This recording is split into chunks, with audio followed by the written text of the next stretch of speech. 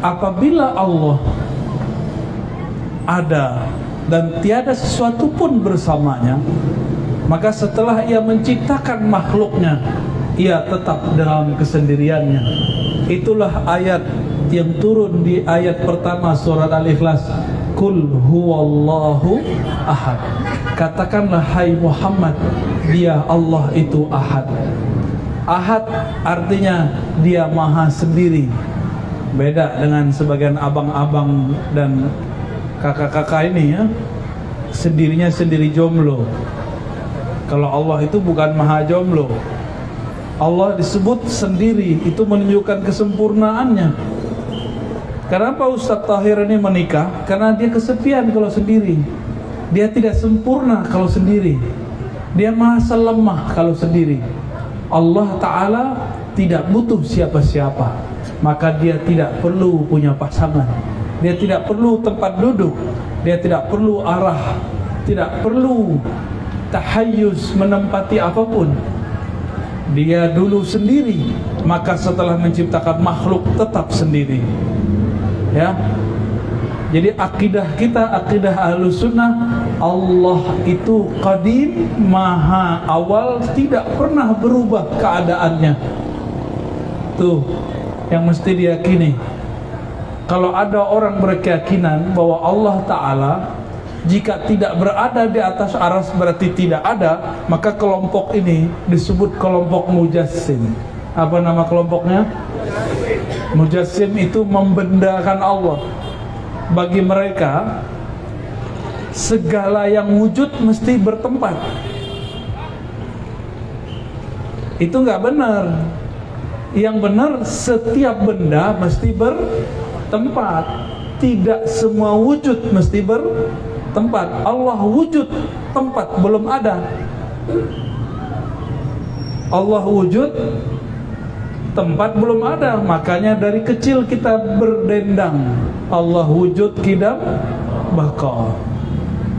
Allah wujud sebelum ada tempat, belum ada waktu, hanya ada Dia, Sang Pencipta waktu. Mulai kepalanya panas ya, udah tempatnya panas, orang Medan panas. Gak apa-apa sesekali biar panas ya. Itu kalau telur ditaruh di kepala langsung mateng tuh kayaknya. Abu Musa al-Ash'ari radhiyallahu ta'ala anhu ini punya keturunan namanya Abul Hasan al-Ash'ari. Imam Abul Hasan al-Ash'ari. Ini keturunan cicit beliau. Karena masih darah ulama sahabat dan di dalam darahnya mengalir ketauhidan, beliau kemanapun pergi, nur dalam darahnya tetap memanggil untuk kembali kepada Allah Subhanahu wa ta'ala. Ada orang ngomong begini, kamu mazhab Syafi'i. Bismillahirrahmanirrahim. Suatu kali dalam hadis Imam Bukhari, datang seorang sahabat namanya Abu Musa al-Ash'ari dan orang kampungnya dari Yaman, Bani Ash'ari, bertanya kepada Rasulullah, ya Rasulullah, kaifa kana Rabbuna? Allah itu hakikatnya bagaimana? Itu pertanyaannya. Ini pertanyaan tauhid. Kaifa kana, bagaimanakah adanya? Ini pertanyaan hakikat. Bagaimana sebenarnya Allah itu? Lalu baginda Nabi SAW menjawab, Kana Allah wa la syai'a ma'ah. Kana Allah wa la syai'a ma'ah. Coba baca sama-sama. Kana Allah wa la syai'a ma'ah. Hadis sahih Al-Bukhari. Allah sudah ada dan tidak ada sesuatu pun bersamanya. Tiada aras, tiada langit, tiada bumi, tiada kita. Bahkan tiada, kata tiada pun belum ada. Kata tiada pun belum ada.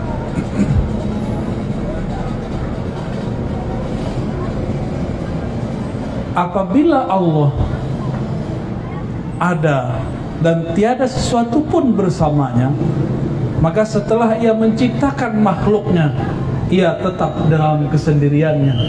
Itulah ayat yang turun di ayat pertama surat Al-Ikhlas. Qul huwallahu ahad. Katakanlah hai Muhammad, dia Allah itu ahad. Ahad artinya dia maha sendiri. Beda dengan sebagian abang-abang dan kakak-kakak ini ya, sendirinya sendiri jomblo. Kalau Allah itu bukan maha jomblo. Allah disebut sendiri, itu menunjukkan kesempurnaannya. Kenapa Ustadz Tahir ini menikah? Karena dia kesepian kalau sendiri. Dia tidak sempurna kalau sendiri. Dia merasa lemah kalau sendiri. Allah Ta'ala tidak butuh siapa-siapa, maka dia tidak perlu punya pasangan. Dia tidak perlu tempat duduk. Dia tidak perlu arah.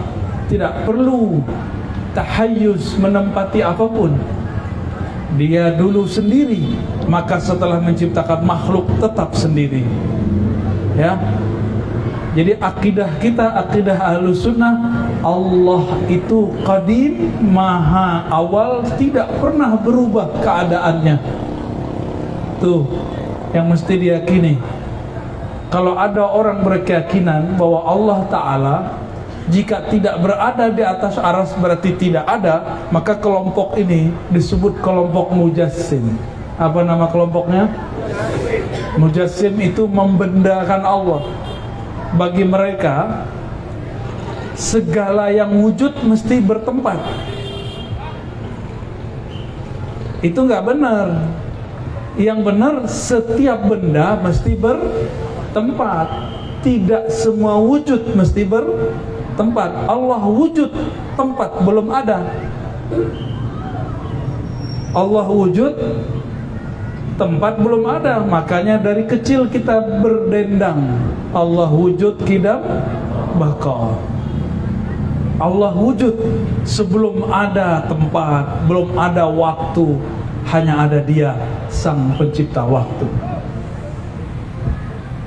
Mulai kepalanya panas ya, udah tempatnya panas, orang Medan panas. Gak apa-apa sesekali biar panas ya. Itu kalau telur ditaruh di kepala langsung mateng tuh kayaknya. Abu Musa al-Ash'ari radhiyallahu ta'ala anhu ini punya keturunan namanya Abul Hasan al-Ash'ari. Imam Abul Hasan al-Ash'ari. Ini keturunan cicit beliau. Karena masih darah ulama sahabat dan di dalam darahnya mengalir ketauhidan, beliau kemanapun pergi, nur dalam darahnya tetap memanggil untuk kembali kepada Allah Subhanahu wa ta'ala. Ada orang ngomong begini, kamu mazhab Syafi'i, kenapa tidak berakidah Syafi'i? Bener, ada yang ngomong begitu. Beneran ya? Pernah dengar gak? Kamu bermazhab Syafi'i, kenapa tidak ikut Imam Syafi'i? Imam Syafi'i kan gak ikut Asy'ari. Wah, kalau saya ketemu orang begini, saya tepuk tangan. Kenapa saya tepuk tangan? Berarti dia tidak mengerti sejarah. Apa kata dia tadi? Syafi'i kan tidak ikut Asy'ari. Betul, Anda benar. Karena waktu Imam Syafi'i ada, Imam Asy'ari belum lahir. Ya, kalau Anda mengatakan Syafi'i ikut Asy'ari, itu namanya bahlul majnun kamil. Ya, paham? Imam Asy'ari itu baru lahir diperkirakan 255 sampai 660 Hijriah lahirnya. Oke, Imam Syafi'i lahir tahun 150 Hijriah, wafat tahun 204 Hijriah. Imam Syafi'i wafat, Imam Asy'ari belum lahir. Jadi kalau ada yang nanya begitu, kita kasih pelajaran buat dua nih, kamu saya ajarin sejarah ya. Kalau nggak ngerti sejarah, jangan debat dulu, jangan kasih pertanyaan bunuh diri. Itu namanya qatlun nafs. bunuh diri namanya, ya. Tapi maklum, yang ditanya jamaah tidak mengerti sejarah. Akhirnya jamaah ini bingung juga. Iya juga ya, Syafi'i nggak ikut Asy'ari ya. Yang paling lucu, apa kata mereka? Nabi Muhammad nggak ikut Asy'ari. Itu adalah kepintaran yang sangat tolol ya. Kok ada orang mikir begitu? Kok ada orang mikir begitu? Kalau mau kritis yang benar ya, afala ta'khilun, gunakan akalmu dengan benar. Jangan asal-asal kritis, asal-asal mengkritik, nanti diketawakan orang. Tapi biasanya kalau ketemu orang begini, dia bakal menang sendiri. Benar Ustaz? Ini Ustaz Thohir biasa dikalahin mereka ini ya. Kata Imam Syafi'i, jika aku mendebat orang pintar pasti mereka kalah. Tapi jika aku mendebat orang jahil pasti aku kalah. Jadi kalau ketemu mereka pakai ayat, fa'arid anil jahili, maka berpalinglah dari orang-orang yang jahil. Ya, jahil. Kalau ini jahil beneran. Baik. Imam Asy'ari waktu kecilnya pernah belajar kepada teman ayahnya. Ayahnya bernama Al-Imam Ismail. Nama teman ayahnya Al-Imam Zakaria ibn Yahya As-Saji. Siapa nama teman ayahnya? Zakaria ibn Yahya As-Saji. Bukan saji menyajikan, bukan, namanya Saji.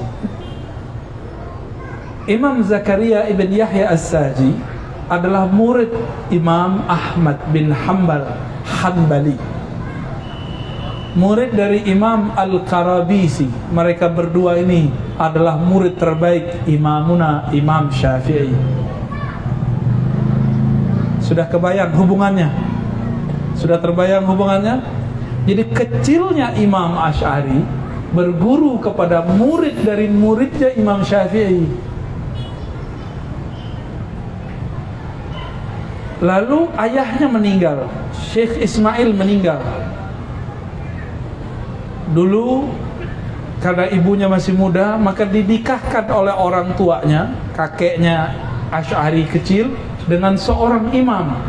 Tapi bukan imam Ahlus Sunnah, imam kelompok lain, namanya Abu Ali Al-Jubai Al-Mu'tazili.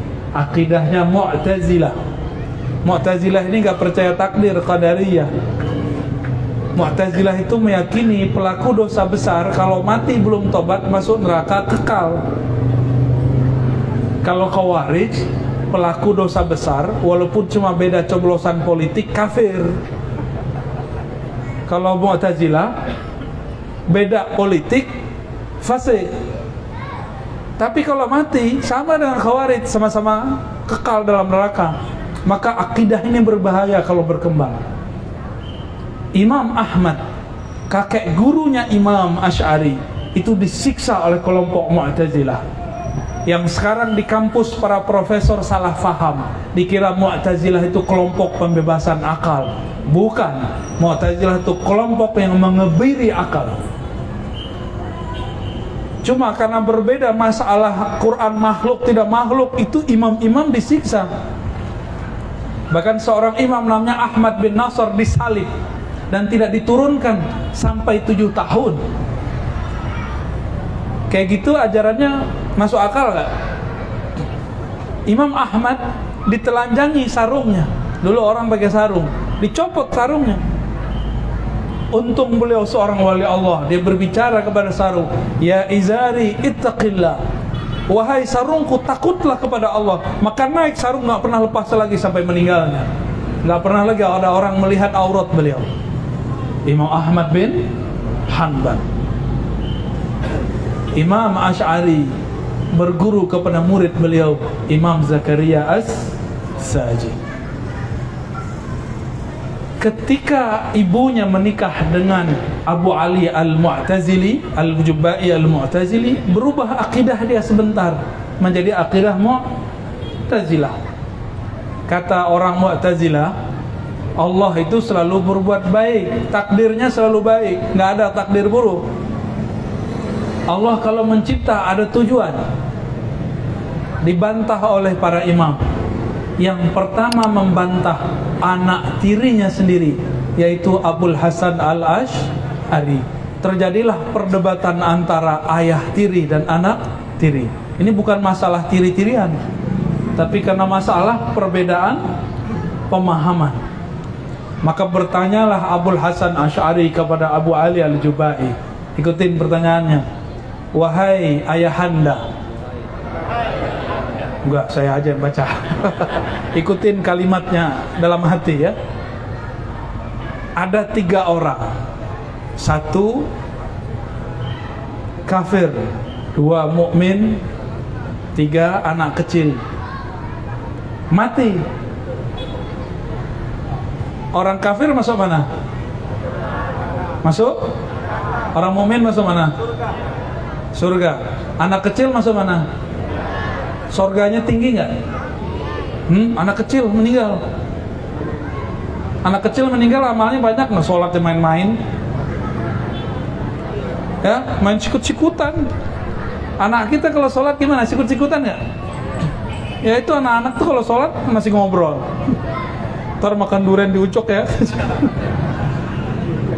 Masih begitu. Gimana dia mau masuk surga? Maka dia masuk surga bukan karena sholatnya, tapi karena dia masih tahir. Disebut lagi nama antum tadi. Masih belum mumayyiz, belum baligh.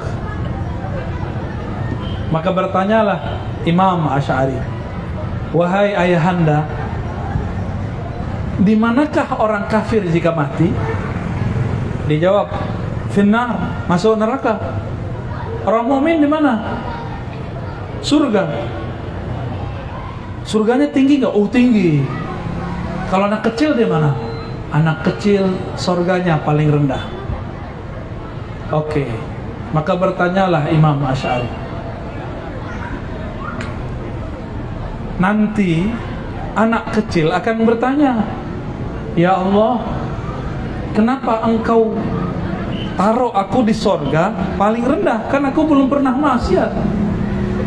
Apa jawaban ayah tirinya yang berakidah Mu'tazilah? Aku tahu jika engkau nanti dewasa pasti mati kafir, jadi aku matikan engkau sebelum dewasa. Wah, Imam Asy'ari dalam hati tepuk tangan. Hore, jurus pertama masuk. Apa kata Imam Asy'ari? Wahai ayahanda, kalau begitu nanti orang kafir protes. Ya Rabb, kenapa engkau matikan aku dalam keadaan sudah dewasa dan aku kafir? Kenapa engkau tidak matikan aku sedari kecil seperti yang nomor 3? Bengong deh, nggak bisa jawab.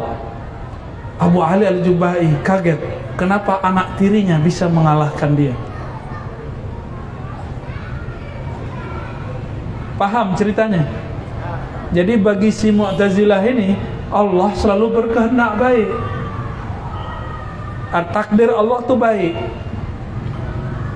Allah tidak menciptakan keburukan. Yang buruk-buruk yang menciptakan bukan Allah. Berarti ada pencipta selain Allah. Ini berbahaya. Bahaya nggak? Saya mau tanya, maksiat ada izin Allah nggak di situ? Serius? Yang benar, maksiat ada izin Allah nggak di situ? Tadi ada yang bilang enggak. Coba tes lagi, maksiat Allah izin nggak? Serius? Wah, ridho deh. Masjid Ar-Ridho. Soalnya beberapa majelis kita tanya begitu, bilang Allah nggak izin. Berarti ada yang mengizinkan maksiat selain Allah di muka bumi. Berarti ada Tuhan selain Allah di muka bumi. Bagi Allah itu taat dan maksiat itu sama. Ada orang taat, fawailul lil musallin, celaka bagi orang sholat karena sok dengan sholatnya. Ada Allah rahmati orang yang maksiat jika dia taubat. Maka dipanggil di Quran, wahai orang beriman, tubu ilallah taubatan nasuha, bertaubatlah kepada Allah dengan taubat yang tulus. Bahkan disebutkan, innallaha yuhibbut tawwabin, Allah cinta orang tobat. Orang tobat itu pemaksiatnya tadinya. Berarti kalau dibahasakan lugas, wahai pemaksiat, Allah tetap cinta kamu jika kamu tobat. Berarti maksiat itu bisa jadi baik kalau kita tobat. Jangan dipotong, ya. Maksiat itu bisa jadi baik kalau itu langkah tobat. Siapa yang ngomong? Allah sendiri yang ngomong. Hadis qudsi. Ya, apa kata Allah? Ya Bani Adam, wahai anak manusia, jika engkau tidak berdosa, maka Allah akan datangkan sekelompok kaum yuznibun fayastaghfiruna, lalu mereka minta ampun, mereka banyak dosa, mereka melakukan maksiat, lalu mereka minta ampun kepada Allah, fayaghfiru lahum, lalu Allah mengampuni mereka. Allah punya nama Ghaffar, Ghafur, benar enggak? Tawwab, Rauf, Rahim. Ada pasangan ayat Ghafurur Rahim. Ini ada rahasia. Rahman itu kasih Allah untuk semua makhluk. Tapi kalau Rahim, kasih Allah untuk kekasihnya. Rahim, kasih Allah untuk kekasihnya. Kekasihnya disebut wali Allah. Selain Nabi, kekasih Allah terjamin gak dari dosa? Selain Nabi, yang terjamin dari dosa siapa? Cuma Nabi. Selain Nabi, wali-wali Allah tidak dijamin dari dosa. Maka mereka pasti dosa seperti kita. Oke? Sedangkan kelompok Mu'tazilah mengatakan apa? Allah tidak berkehendak. Tidak ada takdir buruk dalam kehendak Allah. Berarti keburukan itu diciptakan oleh manusia sendiri. Maka mereka ini sudah lebih parah daripada Majusi. Majusi Tuhannya cuma dua, Tuhan cahaya, Tuhan kegelapan, Tuhan kebaikan, Tuhan keburukan. Sedangkan bagi Mu'tazilah, setiap manusia menciptakan perbuatannya sendiri. Inilah bahayanya. Berarti Tuhannya lebih banyak. Benar. Inilah kritik Imamuna Abul Hasan Al-Asy'ari. Orang bisa ngeritik begitu, cerdas nggak tuh orang? Ya, langsung Abu Ali Al-Jubba'i terdiam, tidak bisa berkalam. Maka Imam Asy'ari langsung berdiri.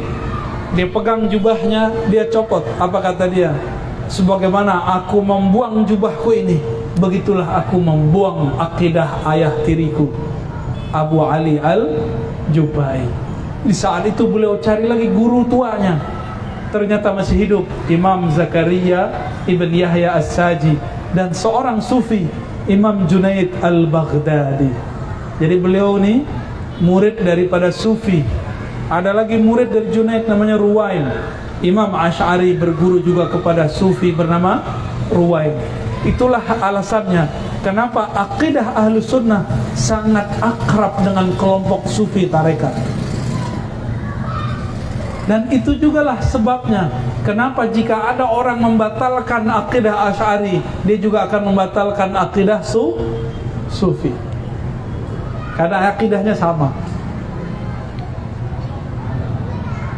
Alhamdulillah orang-orang di negeri kita dulu banyak ngaji ke Mekah. Yang diambil, mungkin yang masyhur cuma ilmu zikirnya, tapi mereka dulu mengambil semua. Di sini ada Al-Wasiliyah, Ustaz ya? Ada. Wasiliyah, Tarbiyah Islamiyah itu kan sama. Itu pendiri-pendirinya langsung belajar ke Mekah, ngaji kepada Syekh Ahmad Khatib Al-Minangkabawi. Syekh Ahmad Khatib ini seorang mufti di Mekah, bermazhab Syafi'i, akidah Asy'ari, dan dia mursyid tarekat Khalwatiyah Ba'lawiyah. Tapi ada orang nggak tahu sejarah. Itu message saya, apa kata dia? Kami ikut Ahmad Khatib As-Salafi. Nah, dari mana namanya As-Salafi? Itu adalah tuduhan buhtanun azim. Seandainya Syekh Ahmad Khatib hidup, dia akan menolak dan memarahi orang ini. Kenapa? Dalam ajaran Salafi, tawassul boleh atau tidak? Syirik atau tauhid? Antum kayak takut, yang kenceng dong. Itu kelompok apa? Oke. Syekh Ahmad Khatib pembukaan kitabnya itu bertawasul. Penutup kitabnya bertawasul tentang kitab waris. Bijahin Nabi sallallahu alaihi wasallam, dengan tuah Nabi. Ada enggak Wahabi Salafi bertawasul bijahin Nabi, dengan tuahnya Nabi sallallahu alaihi wasallam? Ada enggak? Enggak ada. Jadi jangan main catut-catut imam kita lah, ya. Kalau ente kekurangan imam, cari sendiri, ya. Itu imam kita. Pendiri-pendiri bangsa ini dulu berguru kepada beliau, Syekh Ahmad Khatib Al-Minangkawi. NU ada Syekh Hashim Asy'ari, Muhammadiyah ada Ahmad Dahlan. Itu langsung ngaji kepada beliau di Mekah, langsung belajar. Kalau nanti di tengah jalan ada berubah, ya itu urusan kelompok-kelompok sekarang lah ya. Tapi imamnya sama. Maka saya cinta kepada dua kelompok besar ini, walaupun di lapangan mereka jontok-jontokan juga ya. Al-Wasaliyah apalagi 11-12 sama Perti, ya. Sama nggak? Sama. Maka nanti saran saya, jika Ahlus Sunnah pengen kuat, jangan terjebak pada kelompok nama. Kita kembalikan, oh Wasliyah akidahnya apa? Sama dengan Perti, Tarbiyah Islamiyah, sama dengan NU, sama dengan Muhammadiyah awal, sama dengan NUI, sama dengan ulama-ulama yang dulu membawa ini sebelum ada istilah dan nama itu. Oleh karena itu, saya mengajak para asatidz, mari di masjid-masjid diajarkan lagi sifat 20. Mau nggak Bapak Ibu belajar ke ustadz-ustadz kita? Belajar sifat 20. Yang benar belajarnya pakai kitab, jangan ngarang-ngarang sendiri. Ngaji kok ngarang-ngarang sendiri, kayak udah bisa nulis kitab aja ya. Orang hebat itu bukan ngaji tanpa konsep. Orang hebat tuh ngaji ada konsep di depannya, ya. Benar nggak? Hafiz Quran aja harus tikrar. Masa ustadz ngomong terus nggak pakai teks? Seakan-akan wahyu turun lewat dia ya. Udahlah ustadz ya, para masyayikh ngajar, ayo kita hidupkan ngaji kita. Alhamdulillah Allah izinkan saya untuk buka kitab di mana-mana kecuali tabligh akbar. Nggak mungkin pakai kitab. Ya, nanti marah Ustaz Thohir ya. Khalas Ustaz. Hah? Fi as'ilah terjawab? Ya. Silakan. Sedikit lagi biar ditambahkan masalah bid'ah dulu ya, menyikapinya. Bid'ah. Waduh, itu beda mazhab tuh. Ini request. Dr. Thohir ini mau ngerjain saya nih, ya. Mentang-mentang saya sesekali datang ke sini. Bid'ah. Apa itu bid'ah? Apa itu bid'ah? Ayo. Siapa yang benar kalau jawab bid'ah? Bid'ah apa? Yang nggak dikerjakan Rasul. Lah Nabi pernah takbir akbar begini nggak? Nggak pernah. Bid'ah dong ini. Nggak, keliru. Maaf, nilainya 4. Ada lagi. Bid'ah apa? Tidak ada dalilnya. Ya? Tidak ada dalilnya. Ini buat antum nih. Ntar ya, habis ngaji buat antum ntar.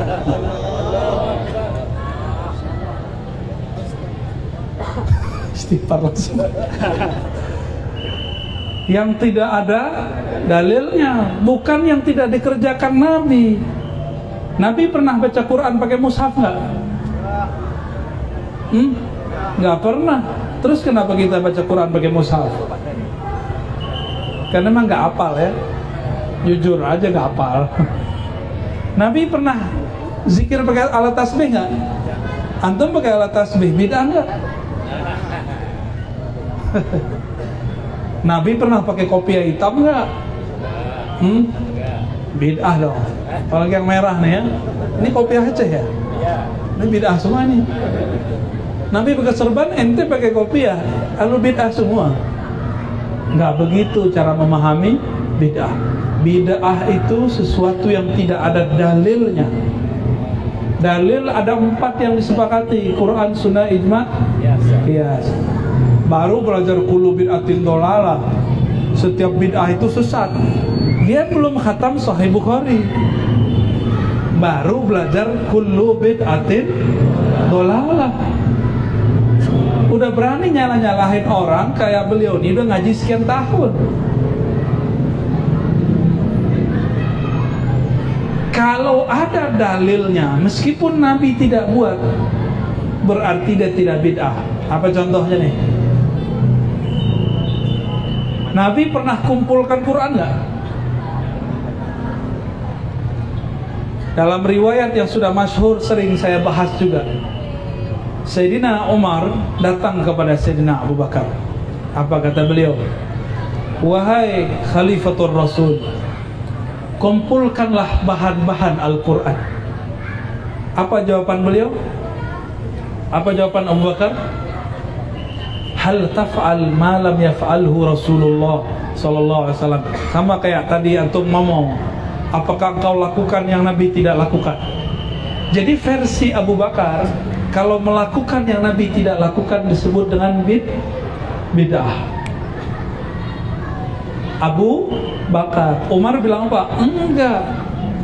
Wahai Abu Bakar, jika ulama-ulama yang sedang berjuang ini mati fisabilillah, lalu Quran, nanti siapa yang meneruskan? Kata Abu Bakar, enggak. Apakah engkau akan buat yang Nabi tidak buat? Umar ulang lagi, kalau kita mati, mereka mati, nanti anak cucu kita siapa yang akan mengerti Al-Quran? Baru Abu Bakar sadar, baru ganti faham. Berarti Umar menganggap bid'ah itu sesuatu yang tidak ada nilai baiknya, maslahatnya. Itu Sayyidina, jika ada maslahatnya walaupun Nabi tidak buat, maka tidak disebut bid'ah. Paham? Jadi bid'ah itu bukan yang Nabi tidak lakukan. Jadi kalau masih ada yang ngomong begitu, udah tutup aja telinga ya. Tutup telinga aja sama dia. Kalau mau debat, ayo pakai kitab gundul kita ya. Mungkin dia kitab gundul aja gak punya ya, kecuali Iqra. Ada juga yang punya tapi salah baca. Giliran kayak gitu gak mau baca kitab imam dia. Imam dia bernama Ibnu Taimiyah rahimahullah. Judul kitabnya Iqtidaa Shiratal Mustaqim. Ada juga di Majmu' Fatawa, ada di Al-Fatawa Al-Kubra. Ibnu Taimiyah mengatakan bid'ah itu yang tidak ada dalil syar'inya.